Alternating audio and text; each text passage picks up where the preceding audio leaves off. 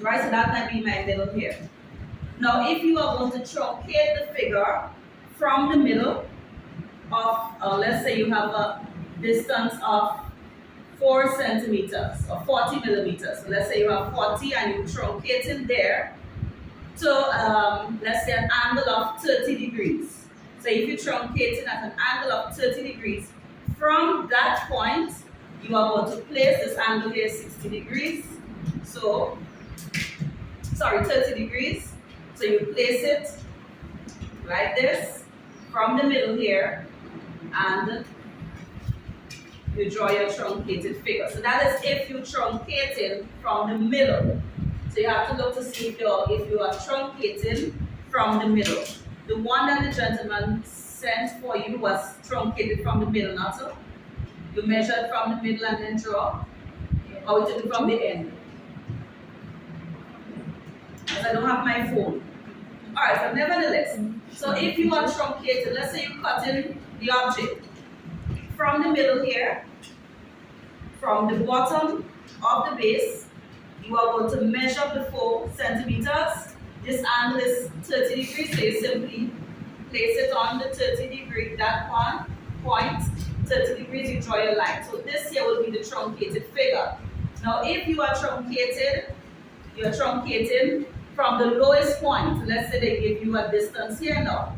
What you do, you measure the distance, you place your 30, 60 degrees set square, or maybe the 60 degrees if the angle is like 60 or 45, and you draw your line from there. So there's no hard and fast rule that said it has to be 30 degrees all the time. It can give you 48 degrees, it can give you 32 degrees, it can give you any amount of degrees. Because I can just take my bottle and I decide to cut it, right? Not cutting at a particular, let's say an angle, because we in TD we use 45 degrees. Because it is no way to just to cut a bottle at 45 degrees or 30 degrees. Are you with me? Right, so you can get any angle. So this here is my figure. This is a truncated as a portion that I removed. So this here is what I'm using, I'm darkening. So what I'm explaining here, that it doesn't matter where you truncate your figure, whether you take it from the middle, this height, or whether you take it from this height, or you take it from this height, right? But you look at what the angle is given at. So all of the rest of this here, you take this off. All of this here will be the portion that you can take out. So I can use now short dashes here to say that, okay, I remove this portion. All right? Or altogether, you can remove this because you already truncated your figure. Okay? So far, so good? Now, the part of the figure that remains is called the FRUSTRUM, first from of the figure. That's a multiple choice question. The part of the figure that remains, it doesn't matter what the figure is, whether it's a cone, whether it's a cylinder, whether it's a hexagonal, prism, pyramid, etc. Once that portion remains, it's called the first from of the figure. All right? So let's see if we can do the development of this here. Now I'm going to extend now. Let me, I want to put in the numbers first. I'm going to call here 0, call here 1, 2. I'm doing, it's in a clockwise direction, but I'm starting from 0 here.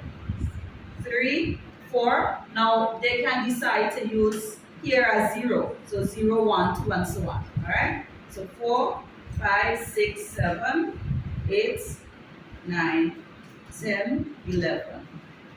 So 11, 12, 12, and 0 will be at the same point, right? But once you start at 0, you must end at 0. If I call here 12, if I start at 12 here, going this way, I must end back at 12. So I'm going to extend now. All of the lines that are touching the circumference of the circle, I'm going to pull it up. Now you will notice that there are some lines that will correspond with each other. So if I were to pull a line from 1 vertically up here, is going to correspond with 11. If I pull a vertical line up, it's going to correspond with 10. Pull that up. 3 and 9 is already straight, vertical. 4 and 8 is going to align, so I pull that up. 5 and 7 is going to align, so I'm going to pull that up. So you want to place your set square on the T-square, and then you're going to pull those lines up. So pull this up. Next one, I'm going to pull it in the interest of time, and that will take longer for me if I have to set the set square and the T-square together. So I'm going to pull this line up here. They will correspond. This one and this one is going to correspond.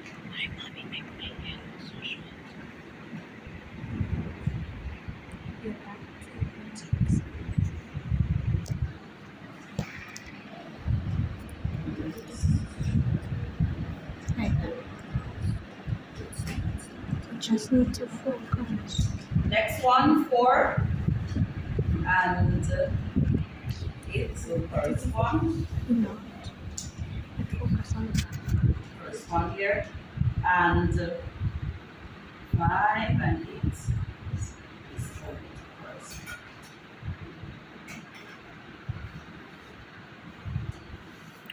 correspond. Right, so once those lines here are touching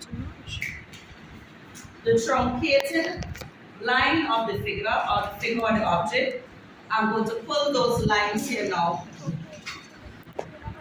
over. So here, 1,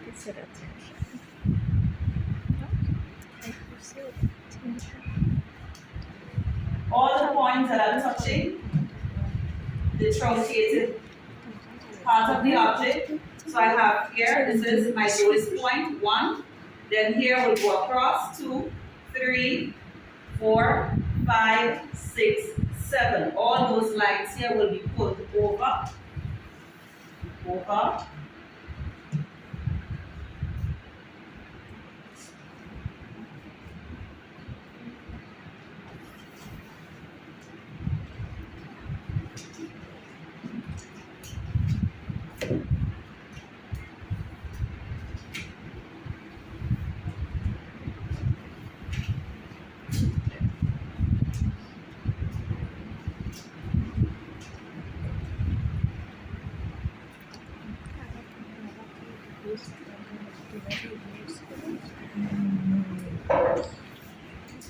Other people and then get like 57 or 80 as the highest.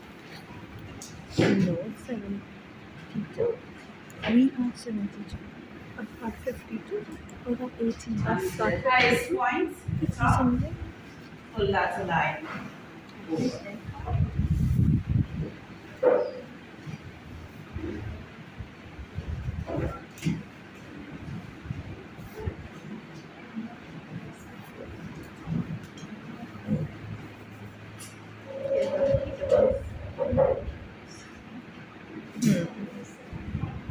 I'm trying to Okay, so I'm going to start here now. So I'm going to call this point here George. I'm not shooting them. 0. So I'll call here 0. This is my space here, so I'm creating my space. Again, remember I said to you, it doesn't matter how much space that is left here, but I want to be able to see a distinction from my elevated view from the development of the object. So I'm going to draw my first line. I'm going to call this here 0. Now, if you start your first line as 1, right? So if you start your first line as 1, then that will follow 2, 3, 4, and so on. You come right back to 1. If in that case I have 0 as my first point, 0, so then from there I'm going to do 2, 3, 4, and so on until I get right back to 0 or 12. All right? So 0. Now what I'm doing here is wrapping my object around the base. So remember, just as how we did it with all of the others that we did when we did the square. And so we took the length of the side, then we mark the other side, then we mark, and so on. The same thing will appear here when you put the distances here. So I'm going to place my compass point on 0. I'm going to open to 1. So compass point on 0. And I'm going to open to 1. Now, since you divided your circle evenly, the same distance from 1 would be the same distance to 2 and 3 and so on. So I don't need to come back here, take the distance, place it here, then come back here. So I can just start to mark here. So 0, then I go 1, 2, 3, 4, 5, 6, 7, 8, 9, 10, 11, 12. Remember 12 here because I had 11, 12 is back here, or if you want to call here 1, then it means that this here will have 12 and then back to 1. So 0, 1, 2, 3, 4, 5, 6, 7, 8, 9, 10, 11, 12. Let me ask you so much will you get for that drawing? Once those What we did. You're gonna distance are marked, place your set quantities. We are doing this in the interest of time. So I'm placing my set square on the t-square, draw the lines and so on. Placing your set square on the t-square to draw your vertical lines. You know I took you up already. I don't have to. You know I took you up already. I said date. Oh. I will prove to them. So I'm pulling all of those lines. Now, remember cylinder does not have sides. So I'll show you the concept of this here in I'm not the same because when I'm on the break, I know until I should stay home. Until I should send it to her until I say have a productive day, so I have enough time to just do it. And I know once I take a so I'm productive taking day, out all of the excess lines. most of the off me too.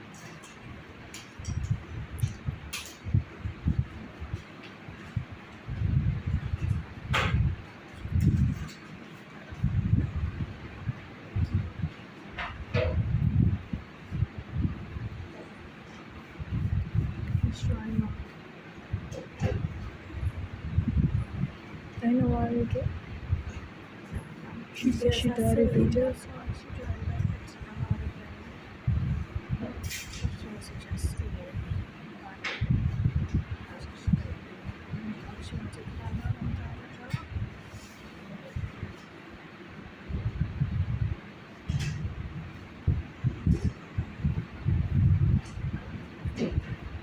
In this end of your when I this is promotion we want to come give me answer to Bama and having to Bama.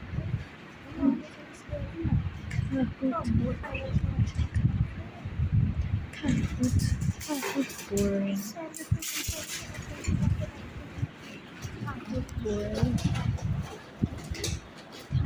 Boring. So I have French curls if you need it.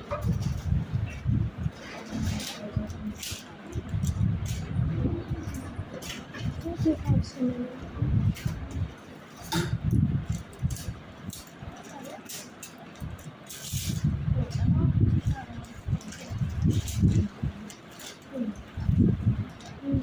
So such the French curves are used for irregular curves. I think that's a multiple choice question too. So you use the French curves or what you call a flexi curve. Anybody doing clothing? Anybody doing clothing here? Y'all have a flexi curve? What y'all, how y'all your windows? Something that you can bend and to any, yes? Okay, right, so it's the same thing. So that's a multiple choice question. For irregular curves in TD, you use either French curve or flexi curve. So how the flexi curve is like not a ruler, but so it may look like Just Google it. so it might look something like this.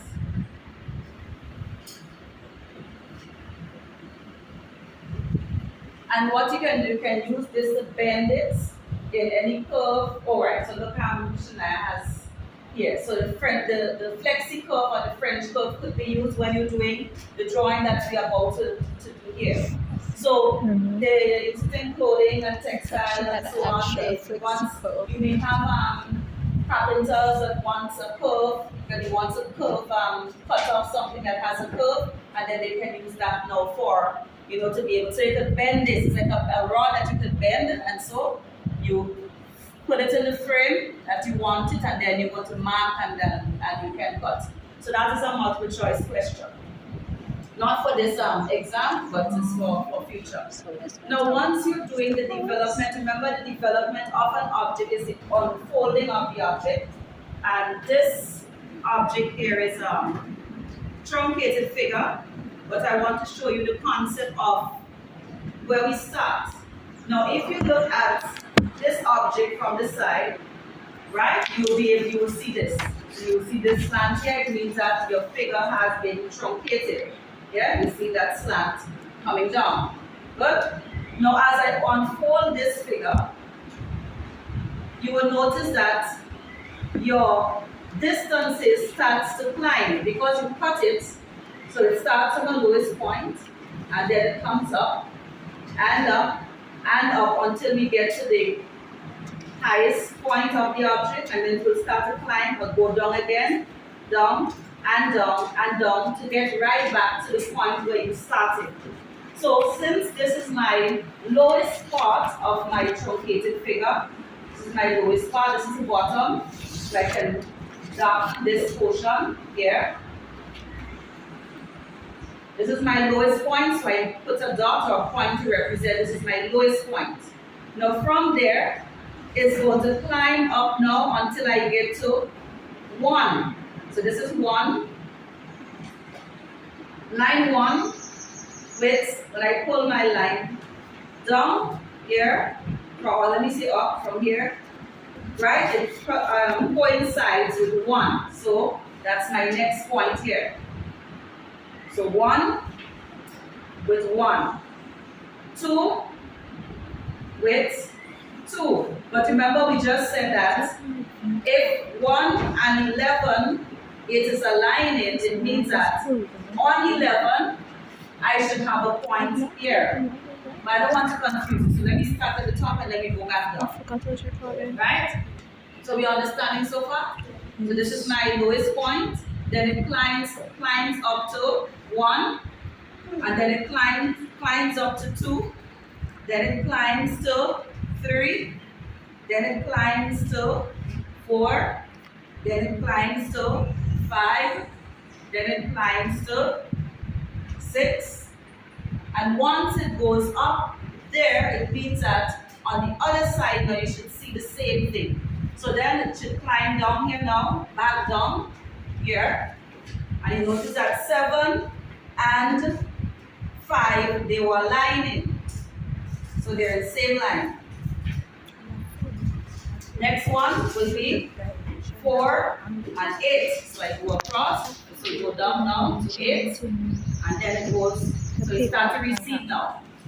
And then this point, and then this point, and then back to here. So where you end, it should be right back to where you started. Yeah? Now we're going to use the French curve now. Now you notice with the French curve, you have all different types of curves here. So some of them may be a little more gentle, and others will be a little more deep. So you will have to use the one that will suit the curve that you try or you intend to form, right? And then you are going to. So let's say I want my curve to go, and see here my pattern that goes down, it goes up, and then back this way. So I'm going to look at a point here where I can align maybe 3, and then I'm going to darken here. Now you would not get all of the curves at once, right? So you would not get all of the curves at once, so sometimes it will require you to get maybe 2, these 2 here, and then you get a different this one will start to go this way, so I may need to go this way, and then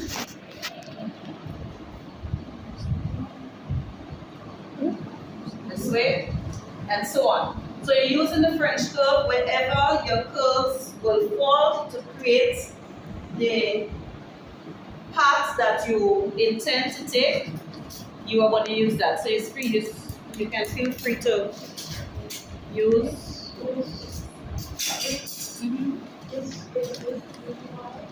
This one? No. So we're doing this so that you can now use one of those here for your second piece on the solid geometry section. Yeah? So if anybody else wants, I have here. Feel free.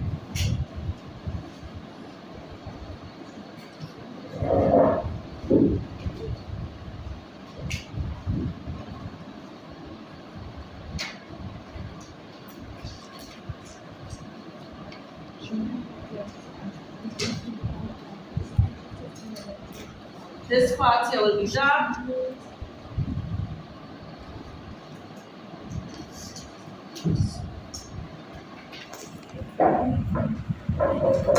I cannot do them videos.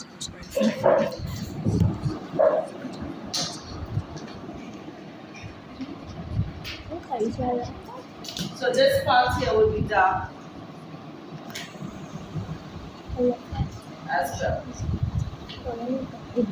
Now, since your cylinder doesn't have sides, you do not darken these lines here. These are your method of drawing your lines here to be able to get your intersections to form your object. So you do not darken these lines inside here, right? So you darken the development, darken the elevated view.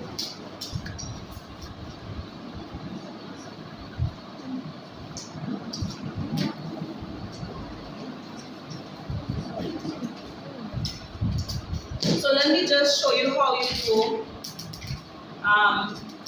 the hexagon, because I want us to do at least complete that. I know the bell went, but just to show you how to do the hexagon, and then I think the others you can do. So this you can do for yourself. Now to do a hexagon, you are given the length of the side. So you can use, I think the video I showed, you have different methods in which you can, whichever one that works better for you, right? You are going to use that. I always like to use using my 30-60 degree set square, so I have the 60-degree angle. So if I'm drawing this object, I'm going to start with my horizontal line.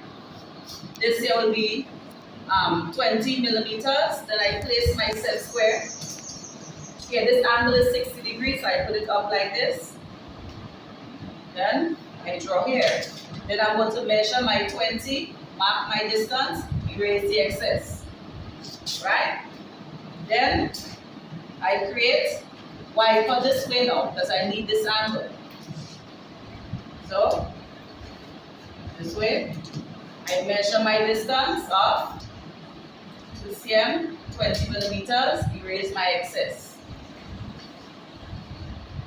Next, the angle here again 60 degrees, so I put it up now. So notice I had it here, and then wiper this way. So I use it here. Then I put it up, here, measure my distance, erase the excess, wiper, here, and then I draw my horizontal line, erase the excess. So for me, I like to use this method, but if you want to use the method with the circle and so on, that's up to you if you want to use that method. You don't get less marks so long as you have your hexagon. And then from there, you draw your base, that line, and then you pull those lines up. Pulling this line, pulling this line, and then you're pulling this line.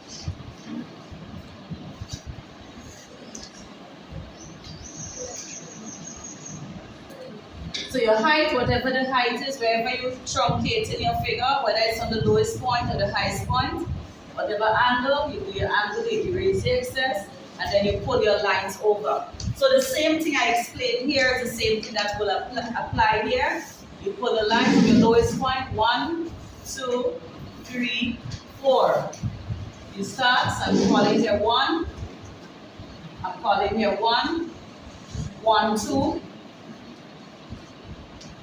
4, 5, 6.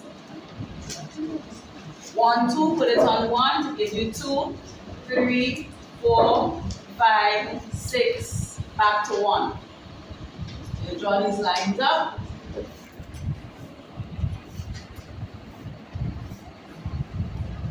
And then you start from your lowest point. So this is the lowest point because you cut here. So your lowest point. Then that goes now to next point, and the next point at the top, and so on, and you go back down. Now because this figure now has edges, then you are going to draw straight lines. So this will be straight here, and then straight here. So don't expect to see your points like this. Sometimes it goes this way, and then this way, and then this way. Yeah, so it may come up like these rather than straight like this. Alright? So and that's how that part of the figure is done. You have to get your base here, that will be in the bottom wherever you want to put it. Same angle at 60 degrees, sorry. Whatever the length is, you do here, here, and then you connect it. So look at the videos now as I explain this here. Look at the video to be able to finish this, and then I'll see, maybe that might be like one of your after exams. So I mean a week, yeah. But it's not confirmed just yet because yes, because science filling, they put all the dates already, time. But normally our team does be, I tend to use a third week. Yes? Yeah. No America for you to yes, sir. No America. No. End of term exam is your AutoCAD and your multiple choice. You have 20 multiple choice questions. The 20 multiple choice question is on isometric, orthographic, and maybe one or two things that you did in Form 3. Simple thing, right? Yeah, so y'all might finish that in what, 5 minutes, that multiple choice, and then you have the rest of the So your exam for the AutoCAD will be floor plan only. You are doing walls, the thickness of walls, windows, doors, fixtures in the bathroom and the kitchen. Okay, And your dimension in one side. One side. The 3-dimensional line. One side. Yeah? Just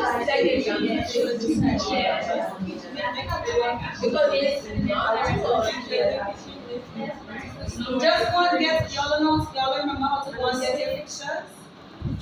And you will get the paper, your drawing, the sheet and everything will be set up, so you don't have to do every setup. It will be there, so you just go and start with your drawing.